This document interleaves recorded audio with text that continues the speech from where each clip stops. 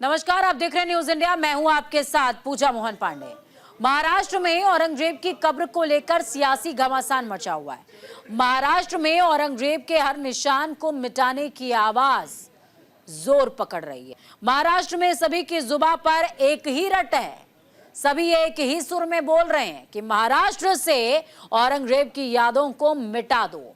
लेकिन मुख्यमंत्री देवेंद्र फडणवीस ने कांग्रेस पर निशाना साधकर इस विवाद को और ज्यादा हवा दे दी है, जिससे सियासी गलियारों में बयानबाजी भी तेज हो गई है। औरंगजेब के विरोध में एक साथ उठने वाली आवाज अब आपस में ही टकराने लगी है। कैसे, ये रिपोर्ट देखिए।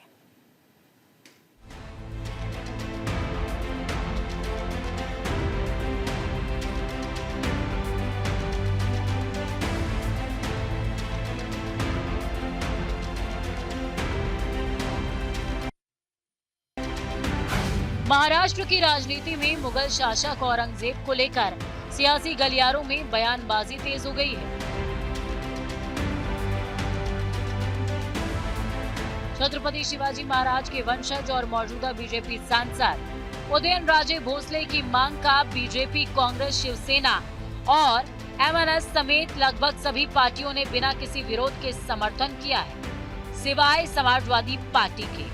मुख्यमंत्री देवेंद्र फडणवीस ने भी अपने दिल की बात कह दी। उन्होंने भी साफ साफ शब्दों में बता दिया कि उनकी भी इच्छा है कि वो औरंगजेब का नाम और निशान मिटा दे, लेकिन उन्होंने कांग्रेस पर निशाना साधकर अपनी इच्छा जाहिर की। मुख्यमंत्री देवेंद्र फडणवीस ने कांग्रेस पर औरंगजेब के जरिए निशाना ऐसे वक्त में साधा जब कांग्रेस पार्टी ने बिना किसी विरोध के औरंगजेब की कब्र पर बुलडोजर चलाने का समर्थन किया है।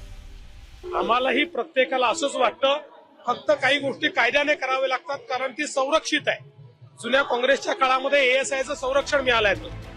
देश में औरंगजेब को लेकर ये बहस फिल्म छावा के बड़े पर्दे पर आने के बाद शुरू हुई, लेकिन महाराष्ट्र में समाजवादी पार्टी के विधायक अबू आसिम आजमी के मुगल शासक औरंगजेब को क्रूर नहीं बताने के बाद मानो आग में घी पड़ गया हो। अबू आजमी ने औरंगजेब का बचाव करते हुए कहा, मैं औरंगजेब को क्रूर या अत्याचारी शासक नहीं मानता। फिल्मों के जरिए उनकी छवि को विकृत किया गया है। इसके बाद कई संगठनों और राजनीतिक दलों ने उनके इस बयान की आलोचना करी। बढ़ते विवाद के बाद अबू आजमी को सफाई देनी पड़ी और उन्होंने मौके की नजाकत को समझते हुए फौरन माफी मांगी। एक छोटी सी बात के ऊपर, एक छोटे से स्टेटमेंट के ऊपर जबरदस्ती का आप जो है बाउंडर खड़ा करोगे, इसलिए मैंने कहा कि मैं अपनी सारी बात वापस लेता हूं भाई, स्टेटमेंट वापस लेता हूं। असेंबली चलना चाहिए। हमारे पास बहुत सारे इश्यूज है अपने एरिया के, लोगों को पानी नहीं मिल रहा है, सड़कें खराब है, गटर खराब है, स्कूल का प्रॉब्लम है, अस्पतालों का प्रॉब्लम है, उस पर डिस्कशन करें या इस सब पे टाइम वेस्ट करें, इसलिए हमने अपना स्टेटमेंट वापस किया। इसके बावजूद विवाद यही नहीं थमा। औरंगजेब को लेकर धीरे धीरे उठ रही आवाज ने अचानक गति पकड़ ली। आजमी के बयान को बीजेपी के नेता ने लपक लिया और फिर पूरे महाराष्ट्र में इसको लेकर सियासत शुरू हो गई। हालात ऐसे बन गए कि बीजेपी के कई नेताओं ने महाराष्ट्र में औरंगजेब की कब्र को तोड़ने की मांग उठा दी।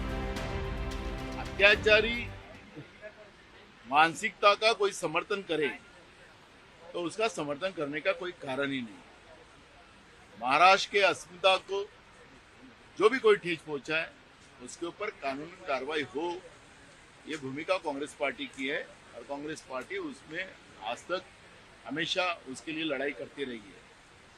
तो आज जो कार्रवाई हुई उसका समर्थन हमने किया ही है, लेकिन छत्रपति शिवाजी महाराज का अवमान कोल्हाटकर और वो सोलापुरकर, ऐसे दो महा सरकार के लिए जो दिग्गज है, उनके अनुयायी है, जिनको प्रधानमंत्री ने उनको सम्मानित किया है, ऐसे व्यक्ति के ऊपर कार्रवाई क्यों नहीं की जा रही है। सियासी गलियारों में मचे घमासान के बीच छत्रपति शिवाजी महाराज के वंशज शिवेंद्र राजे भोसले ने भी कब्र हटाने की वकालत की। उन्होंने कहा, इसमें किसी को गलत लगने जैसी कोई बात नहीं। औरंगजेब की कब्र महाराष्ट्र में नहीं रहनी चाहिए। एमएनएस नेता बाला नंदगांवकर ने भी कड़ा रुख अपनाते हुए कहा, शिवाजी महाराज को तकलीफ देने वाले और संभाजी महाराज की हत्या करने वाले औरंगजेब की कब्र की कोई जरूरत नहीं है। इसे जल्द से जल्द हटाया जाना चाहिए। ऐसा नहीं है कि औरंगजेब को लेकर महाराष्ट्र या फिर उसके बाहर पहली बार बड़ी राजनीतिक बहस हुई हो, लेकिन इस बार ये मामला काफी आगे बढ़ गया है। देश में एक वर्ग है, देश में ऐसे लोग हैं, उसमें अबू आजमी भी है, जो इस देश में आक्रांताओं को अपना आदर्श मानते हैं। देश में जिन्होंने जो देश की संस्कृति के साथ नहीं रहे, जो बाहर से आए लोग थे जिन्होंने देश पर हमले किए, उनको अपना आज भी आदर्श मानते हैं। ये उनको समझना चाहिए कि भारत की सनातन संस्कृति, भारत का जो इतिहास है, उसमें जिन लोगों ने भारत के लिए बड़े योगदान दिए हैं और जो भारतीय हैं, जो इस देश के हैं, उनके साथ नहीं चलना, ये उनकी एक राजनीतिक मानसिकता का प्रतीक है। मैं तो इस पर बहुत ज़्यादा टिप्पणी करना नहीं चाहता हूँ, लेकिन मैं इतना ही कहना चाहता हूँ कि देश में जो हमारे भारतीय आदर्श हैं, हमारे संस्कृति के प्रतीक हैं, हमारे इतिहास में हैं, जिन्होंने इस देश की आज़ादी के लिए, देश को बढ़ाने के लिए, देश के सनातन को बढ़ाने के लिए काम किया है, उनको अपना आदर्श मानना चाहिए। करीब 12% मुस्लिम आबादी वाले महाराष्ट्र में औरंगजेब को लेकर बीते कई दशकों से बहस चल रही है, लेकिन विवाद ने तूल अब पकड़ा है। बीजेपी ने इसका ठीकरा कांग्रेस के सिर फोड़ दिया। मुख्यमंत्री देवेंद्र फडणवीस के बयान को अगर गौर से समझें, तो कांग्रेस की वजह से वो औरंगजेब की कब्र पर बुलडोजर नहीं चला सकते। ऐसे में सीएम फडणवीस ने कांग्रेस को महाराष्ट्र में विलन बनाकर जो दांव चला है, वो कांग्रेस को आने वाले दिनों में भारी पड़ने वाला है। हालांकि कांग्रेस ने शिवाजी महाराज के दुश्मनों के खिलाफ अपनी आवाज पूरे दम के साथ बुलंद की है। इसके बावजूद बीजेपी कांग्रेस पर आरोप लगा रही है।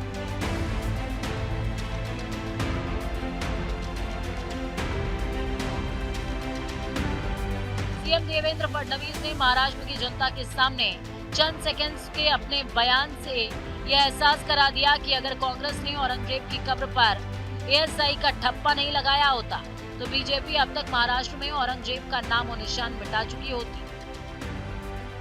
औरंगजेब कोई भगवान नहीं था, वो यहाँ पर लूटने के लिए आया था, लुटारू था।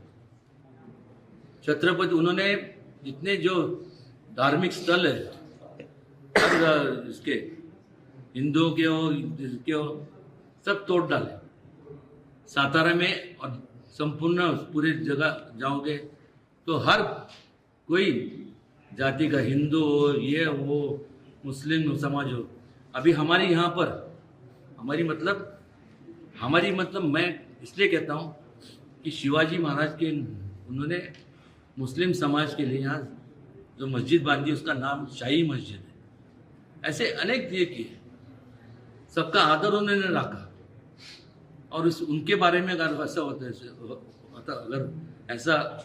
अगर कोई जो होता है, अगर इसमें अगर पारित नहीं किया, तो इन लोगों को छत्रपति शिवाजी महाराज का नाम लेने का कोई अधिकार नहीं। महाराष्ट्र में मचे सियासी बवंडर के बीच असल मुद्दा ये कि क्या महाराष्ट्र सरकार औरंगजेब की कब्र पर बुलडोजर चला सकती है या नहीं। महाराष्ट्र की जनता इस सवाल का जवाब ढूंढ रही है, लेकिन उससे पहले ही मुख्यमंत्री देवेंद्र फडणवीस ने अपना सियासी दांव चलकर गेंद वापस कांग्रेस के पाले में फेंक दी है। ऐसे में गौर करने वाली बात यह है कि महाराष्ट्र में बीजेपी की सरकार और केंद्र में भी बीजेपी की सरकार है, तो क्या डबल इंजन की सरकार औरंगजेब का नामो निशान नहीं मिटा पा रही है? या कांग्रेस ने औरंगजेब को इतना सुरक्षित कर दिया है कि चाहकर भी बीजेपी की डबल इंजन सरकार उसे हटा नहीं पा रही है? न्यूज इंडिया के लिए संजीव कुमार की रिपोर्ट। मुगल शासक औरंगजेब मराठों की वीरता की कहानी का वो विलन है जिसे आज भी मराठे चाहकर भी भुला नहीं पा रहे। मराठों की वीरता की कहानी में विलन मुगल क्रूर शासक औरंगजेब है। इस कहानी में एक और मराठा साम्राज्य के गौरव और साहस का परिचय है, तो वहीं दूसरी तरफ दक्षिण भारत पर कब्जा करने की जिद पकड़े बैठा औरंगजेब। महाराष्ट्र का ये वो इतिहास है जो मुगल शासक औरंगजेब के आतंक का अंत साबित करता है। यहीं से, जी हां, ठीक यहीं से मुगलों की जड़ें उखड़नी शुरू हो गई थी। ये रिपोर्ट देखिए।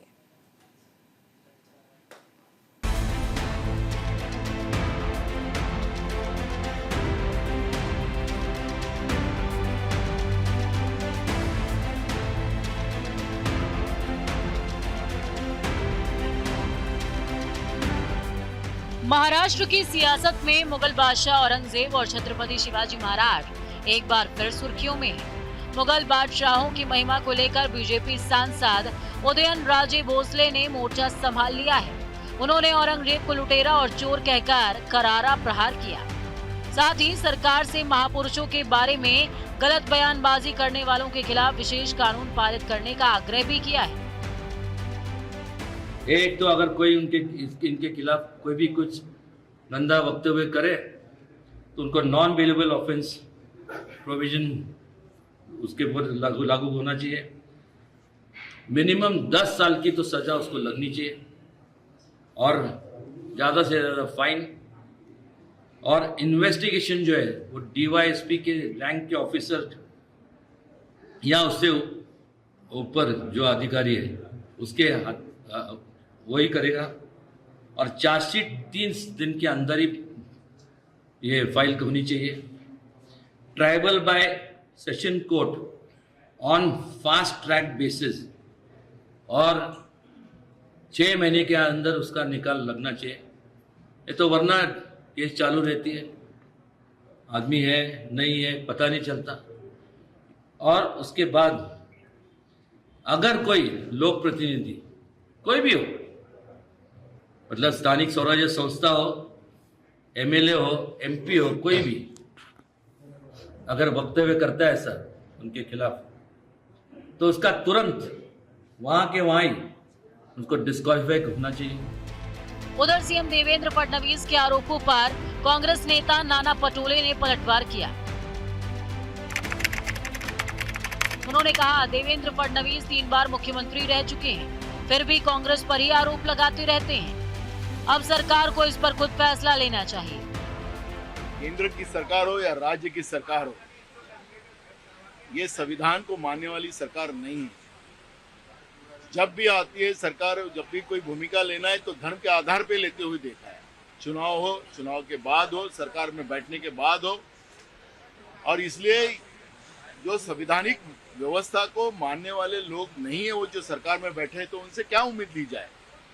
तो मैं अबू आदमी मुस्लिम है करके कार्रवाई किया है उसका कभी मैं समर्थन नहीं करूंगा। लेकिन मैं इतना कहना चाहूंगा कि जो भी कोई हो जो गलत व्यवस्था का समर्थन कर रहा हो तो उसके ऊपर कार्रवाई होना चाहिए, धर्म के आधार पर कार्रवाई नहीं होना चाहिए। नेताओं के सियासी बयानों के बीच औरंगजेब की कब्र को लेकर एक और चौंकाने वाला तथ्य सामने आया।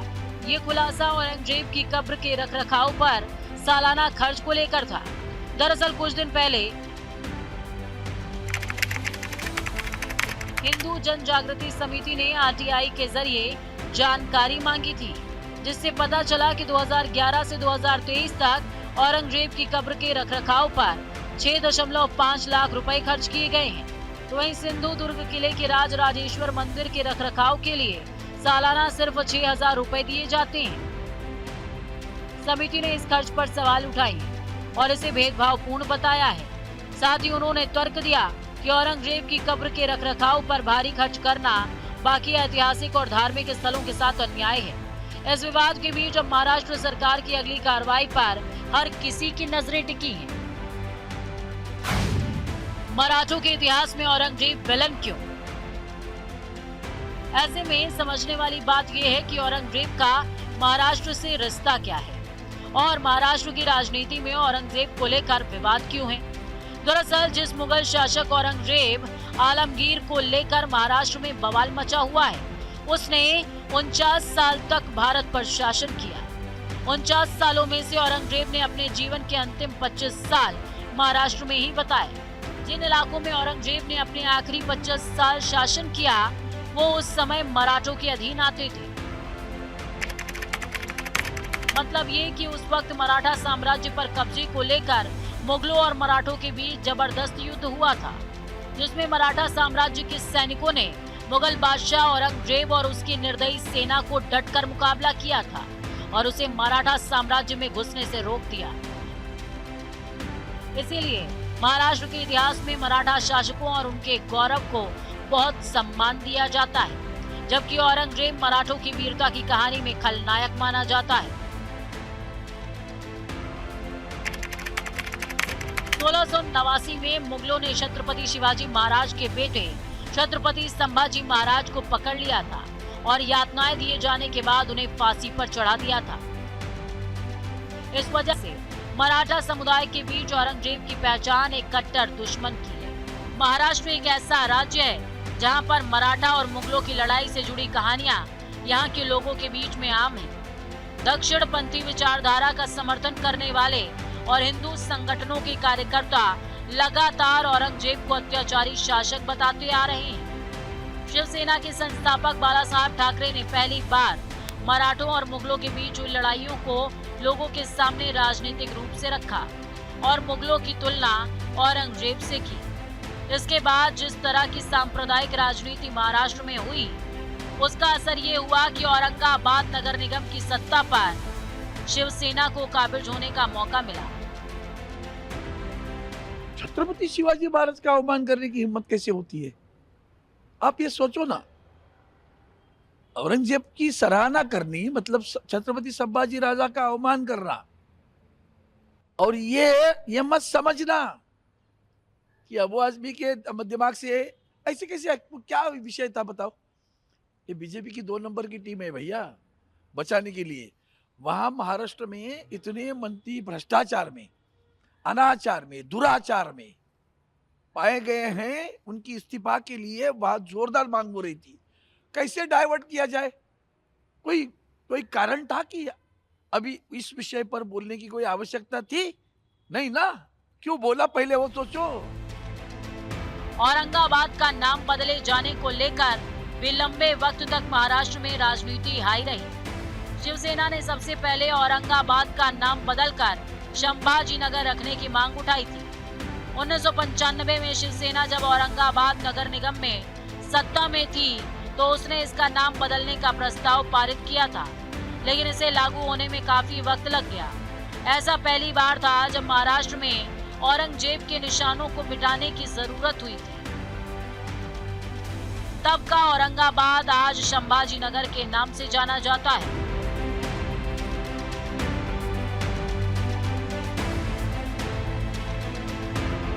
महाराष्ट्र की धरती पर इस बार मांग औरंगजेब की कब्र को तोड़ने को लेकर उठी है। ये मांग कितना सफर तय कर पाती है और अपने अंजाम तक पहुंच पाती है, ये देखने वाली बात होगी। फिलहाल मुख्यमंत्री देवेंद्र फडणवीस ने जो वजह बताई है, उसे देखकर नहीं लगता कि इतनी जल्दी महाराष्ट्र में औरंगजेब का नाम मिट पाएगा।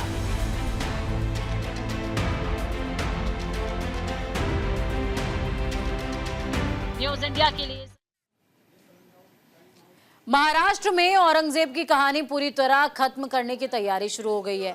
सियासी गलियारों में गूंजती आवाजें बता रही हैं कि इस बार औरंगजेब पर आर या पार की लड़ाई होगी। मुद्दे पर राजनीति करने वाले नेता भी कह रहे हैं कि अब बहुत हुआ, हिंदुस्तान अब औरंगजेब को नहीं सहेगा। मतलब ये कि इस बार औरंगजेब की आखिरी निशानी यानी कि उसकी कब्र भी तोड़ दी जाएगी। लेकिन सवाल ये है कि जब औरंगजेब ने आगरा और दिल्ली से हिंदुस्तान पर शासन किया तो फिर उसकी कब्र महाराष्ट्र में क्या कर रही है? ये जवाब अगर आपको नहीं पता तो ये रिपोर्ट देखिए, जवाब पता चलेगा।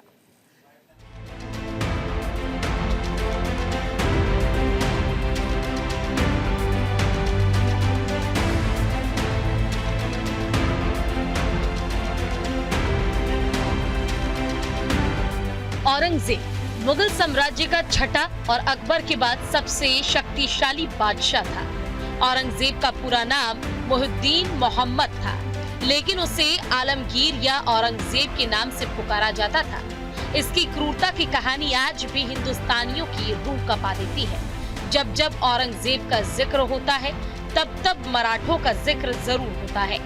औरंगजेब ही वो शासक था जिसने मराठा साम्राज्य पर कब्जा करने की कोशिश की थी, लेकिन मराठों के साहस और गौरव के आगे औरंगजेब ने घुटने टेक दिए थे। उत्तर भारत पर कब्जा करने के बाद औरंगजेब का सपना था कि वो दक्षिण भारत पर भी कब्जा करे, लेकिन मराठों ने उसका ये सपना कभी पूरा नहीं होने दिया। अभिव्यक्ति स्वातंत्र के नाम पे अगर कुछ भी बोलेंगे, जिसने हिंदुओं के मंदिरें तोड़े हैं, जितने हमारे छत्रपति संभाजी महाराज को हलाल करके मारा है, अगर उनका यहाँ का स्तुति सुनने जो करेंगे तो उसके खिलाफ हम लोग बोलेंगे, उनके ऊपर कार्रवाई करेंगे। आगरा और दिल्ली से हिंदुस्तान पर राज करने वाले औरंगजेब की क्रूरता की कहानियों से भारतीय इतिहास आज भी लहूलुहान है। कहा जाता है कि औरंगजेब मुगल साम्राज्य का सबसे प्रभावशाली बादशाह था। उसके शासनकाल में मुगल साम्राज्य बहुत विशालकाय हो गया था। ऐसे में सवाल खड़ा होता है कि आखिर औरंगजेब की कब्र महाराष्ट्र में ही क्यों बनी? पूरे हिंदुस्तान पर शासन करने वाले औरंगजेब ने महाराष्ट्र की धरती को ही अपनी कब्र के लिए क्यों चुना? आगरा और दिल्ली से हिंदुस्तान पर राज करने वाले बादशाह की कब्र औरंगाबाद में ही क्यों बनी? समाजवादी पार्टी के साथ है, क्या वो देशद्रोही का समर्थन करेंगे या राष्ट्रभक्तों के साथ रहेंगे? क्या औरंगजेब को किस श्रेणी में रख रहे हैं, ये कांग्रेस पार्टी और राहुल गांधी स्पष्ट करें। यही तो समाजवादी कांग्रेस पार्टी अपने बोलने की आज़ादी और अभिव्यक्ति की स्वतंत्रता की मांग कर रही है, तो वो अपनी उस स्वतंत्रता का उपयोग कर रहे हैं। दरअसल 1661 से लेकर अपनी मौत तक औरंगजेब मराठों से ही लड़ता रहा। यानी औरंगजेब दक्षिण में मुगल शासन स्थापित करने का सपना लेकर 27 साल तक मराठों से लड़ा और मराठों से लड़ते लड़ते वही दम तोड़ दिया। दरअसल औरंगजेब पुरानी मुगल रिवायत का पालन करता था, जिसके मुताबिक राजधानी हमेशा बादशाह के साथ चलती थी।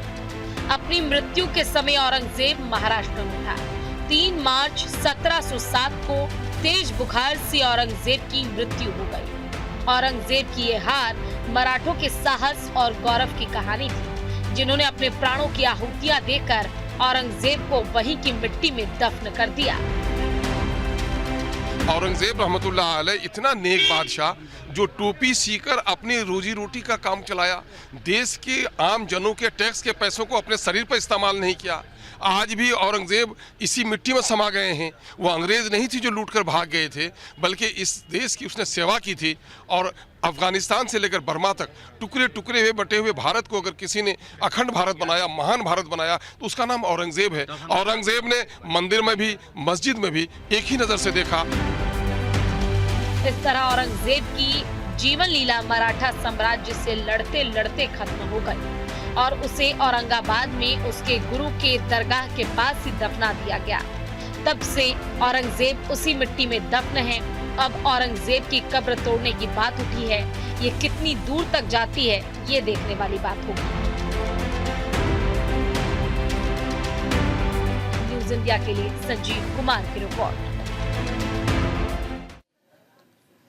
तो सोचिए कि रामायण का उदाहरण यहाँ पर लीजिए कि रावण रामायण का विलन था, लेकिन अपने परिवार के लिए हीरो था। तो कुछ वो हाथ जो आज भी औरंगजेब की कब्र पर फूल बरसा रहे हैं, उनके लिए हो सकता है औरंगजेब हीरो हो, नकार नहीं रहे, लेकिन हमारे पुरखों को यातनाएं दी गई हैं, हमारा तो विलन है। वक्त छोटे से ब्रेक का, ब्रेक के उस पार खबरों का सफर लगातार जारी है।